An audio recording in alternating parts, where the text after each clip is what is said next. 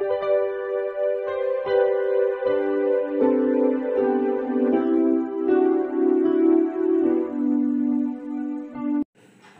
Students, প্রথমেই UK educational টিপসের পক্ষ থেকে তোমাদের সকলকে স্বাগত জানাই। দ্বাদশ শ্রেণীর পুষ্টিবিজ্ঞান সাজেশন হিসাবে আজকে যে ভিডিওটি দেওয়া হয়েছে তোমরা লক্ষ্য করো। দ্বাদশ শ্রেণীর টেস্ট এবং ফাইনাল পরীক্ষা প্রস্তুতি হিসাবে পুষ্টিবিজ্ঞানের পরিপাক, বিশেষণ ও বিপাক অধ্যায় থেকে বাছাই করা বেশ কয়েকটি ভেরি ইম্পর্ট্যান্ট প্রশ্নোত্তর আজকের ভিডিওতে আলোচনা করা হয়েছে। সুতরাং স্টুডেন্টস, এই ভিডিওটির শুরু থেকে শেষ পর্যন্ত প্রত্যেকটা প্রশ্নোত্তর গুরুত্ব সহকারে লক্ষ্য করো এবং তৈরি করে নাও, কারণ এখান থেকেই তোমরা কমন পেয়ে যাবে, সে বিষয়ে কোনো সন্দেহ নেই। তা এখন আমরা আজকের অতি সংক্ষিপ্ত প্রশ্নোত্তর, অর্থাৎ এই প্রশ্নোত্তরগুলো এসএকিউ বা এমসিকিউ যে কোনোভাবে আসতে পারে, আর এখানে প্রত্যেকটা প্রশ্নের মান হচ্ছে 1। আজকের প্রথম প্রশ্ন হচ্ছে, গ্লাইকোলাইসিসকে ইএমপি পথ বলা হয় কেন? ভেরি ইম্পর্টেন্ট প্রশ্ন। দেখো, এমডেন, মেয়ারহফ ও পার্নেস নামক 3 জন বিজ্ঞানী গ্লাইকোলাইসিস প্রক্রিয়ার পর্যায়গুলি আবিষ্কার করেছিলেন বলে তাদের নামের প্রথম অক্ষর অনুসারে গ্লাইকোলাইসিসকে ইএমপি পথ বলা হয়। 2 নম্বর, মল্টেজের কাজ কি? লালারসে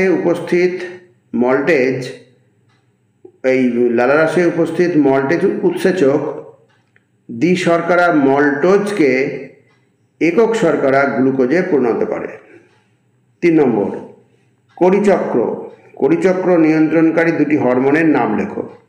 কড়িচক্র নিয়ন্ত্রণকারী 2টি হরমোনের নাম হলো insulin O adrenaline hormone.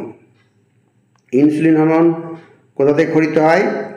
অগ্ন্যাশয়ের islets of ল্যাঙ্গারহ্যান্সের beta কোষ থেকে খরিত হয়, আর অ্যাড্রিনালিন হরমোন আমাদের অ্যাড্রিনাল গ্রন্থি থেকে খরিত হয়।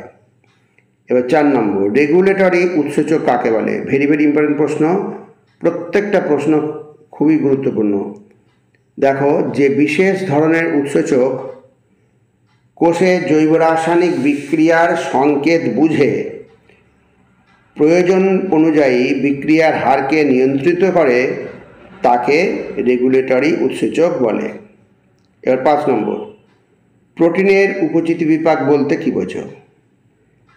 প্রোটিনের জৈব সংশ্লেষ, অর্থাৎ এমআরএনএ, টিআরএনএ, এমআরএনএ হচ্ছে মেসেঞ্জার আরএনএ আর টি হচ্ছে ট্রান্সফার আরএনএ, এবং এন্ডোপ্লাজমীয় জালিকায় থাকা রাইবোজোমের প্রোটিন সংশ্লেষ বা ট্রান্সলেশনকেই প্রোটিনের উপচিতি বিপাক বলে।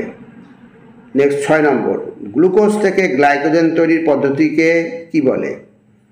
গ্লুকোজ থেকে গ্লাইকোজেন তৈরির পদ্ধতিকে গ্লাইকোজেনেসিস বলে। এবার 7 নম্বর, গ্লুকোনিওজেনেসিস বলতে কি বোঝো? খুব ইম্পর্টেন্ট প্রশ্ন। গ্লুকোনিওজেনেসিস বলতে বোঝায়, দেখো, যে জৈব রাসায়নিক প্রক্রিয়ায় অকার্বোহাইড্রেট জাতীয় পদার্থ যেমন glycerol, amino acid, pyruvic acid, lactic acid ইত্যাদি, এই অকার্বোহাইড্রেট জাতীয় পদার্থ থেকে গ্লুকোজ উৎপন্ন হয় তাকে গ্লুকোনিওজেনেসিস বলে। এবার নেক্সট, গ্লাইকোলাইসিস কাকে বলে? ভেরি ইম্পর্টেন্ট প্রশ্ন। গ্লাইকোলাইসিস যে প্রক্রিয়ার মাধ্যমে গ্লুকোজ বা গ্লাইকোজেন কলাকোষের সাইটোপ্লাজমে বিভিন্ন প্রকার উৎসেচকের প্রভাবে আংশিকভাবে জারিত হয়ে পাইরুভিক অ্যাসিড ও এটিপি উৎপাদন করে তাকে গ্লাইকোলাইসিস বলে। এটিপি হচ্ছে অ্যাডিনোসিন ট্রাইফসফেট, এই পাইরুভিক অ্যাসিড ও এটিপি উৎপাদন করে তাকে গ্লাইকোলাইসিস বলে। নেক্সট 9 নম্বর, মিউসিন ক্ষরণকারী গ্রন্থিটির নাম কি? মিউসিন ক্ষরণকারী গ্রন্থিটির নাম হলো ব্রুনার গ্রন্থি।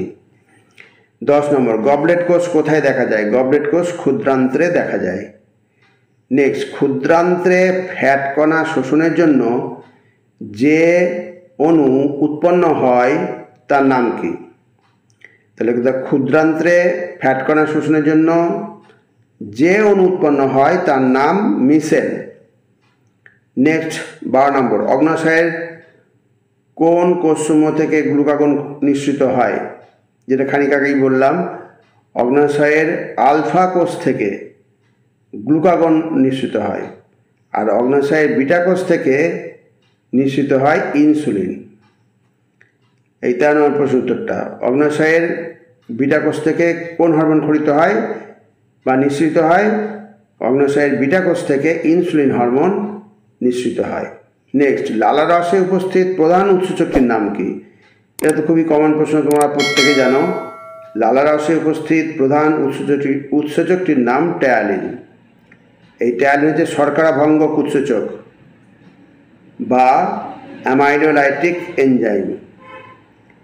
এবার 15 নম্বর, লালারসে উপস্থিত জীবাণু ধ্বংসকারী উৎসেচকটির নাম কি? ভেরি ভেরি ইম্পর্টেন্ট প্রশ্ন। লালারসে উপস্থিত জীবাণু ধ্বংসকারী উৎসেচকটির নাম হচ্ছে লাইসোজাইম। নেক্সট 16 নম্বর, ভিটামিন B12 শোষণের সহায়ক উপাদান কোন পাচকরসে খরিত হয়?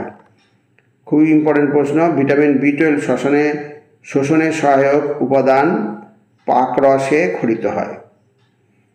এবার পরবর্তী প্রশ্ন, কোন প্রোটিন পরিপাককারী উৎসেচক অম্ল মাধ্যমে ক্রিয়া করে? খুবই কমন প্রশ্ন এবং ইম্পর্টেন্ট প্রশ্ন। প্রোটিন পরিপাককারী উৎসেচক পেপসিন অম্ল মাধ্যমে ক্রিয়া করে।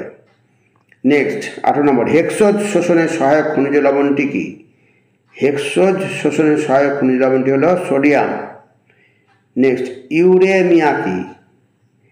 বৃক্কের ক্রিয়া সঠিকভাবে না হওয়ার ফলে বিপাকজাত বর্জ্য পদার্থ রক্তের মধ্যে সঞ্চিত হয়ে বিষক্রিয়া শুরু করে। রক্তের এই অস্বাভাবিক অবস্থাকে ইউরেমিয়া বলে। 20 নম্বর, ডিঅ্যামাইনেশন কাকে বলে? ভেরি ভেরি ইম্পর্টেন্ট, প্রত্যেকটাই ইম্পর্টেন্ট প্রশ্ন, নতুন করে বলার কিছু দরকার নেই। যে পদ্ধতিতে যকৃতের ডিঅ্যামাইনেজ নামক উৎসেচকের সাহায্যে অ্যামাইনো অ্যাসিড থেকে অ্যামাইনোমূলক NH2 এই অ্যামাইনোমূলক অপসারিত হয় তাকে ডিঅ্যামাইনেশন বলে। এবার 21 নম্বর দেখো, অর্নিথিন চক্র কোথায় ঘটে? অর্নিথিন চক্র ঘটে কোথায়? যকৃতে। এই যকৃতে অর্নিথিন চক্রের মাধ্যমে অ্যামোনিয়া থেকে ইউরিয়া উৎপন্ন হয়। এবার 22 নম্বর, অ্যামাইনো অ্যাসিড ভাণ্ডার কাকে বলে? বিভিন্ন প্রক্রিয়ায় অ্যামাইনো অ্যাসিড উৎপাদন এবং এই অ্যামাইনো অ্যাসিডের কার্যাবলীর পর যে পরিমাণ অ্যামাইনো অ্যাসিড রক্তে সঞ্চিত থাকে তাকে অ্যামাইনো অ্যাসিড ভাণ্ডার বলে। 23 নম্বর, অপরিহার্য অ্যামাইনো অ্যাসিড কাকে বলে? খুব ইম্পর্টেন্ট প্রশ্ন। অপরিহার্য অ্যামাইনো অ্যাসিড যে অ্যামাইনো অ্যাসিডগুলি দেহে সংশ্লেষিত হয় না কিন্তু দেহের বৃদ্ধি ও পুষ্টির জন্য অত্যন্ত প্রয়োজনীয়, সেই অ্যামাইনো অ্যাসিডগুলিকে অপরিহার্য অ্যামাইনো অ্যাসিড বলে। যেমন lysine, leucine, valine, tryptophan, methionine, এগুলো হচ্ছে সব কি এই অপরিহার্য অ্যামাইনো অ্যাসিড। নেক্সট, কিটোনেমিয়া কি? রক্তে কিটোন বস্তুর পরিমাণ বৃদ্ধি পেলে সেই অবস্থাকে কিটোনেমিয়া বলে। 25 নম্বর, বিটা জারণের সংজ্ঞা দাও। যে পদ্ধতিতে ফ্যাটি অ্যাসিডের বিটা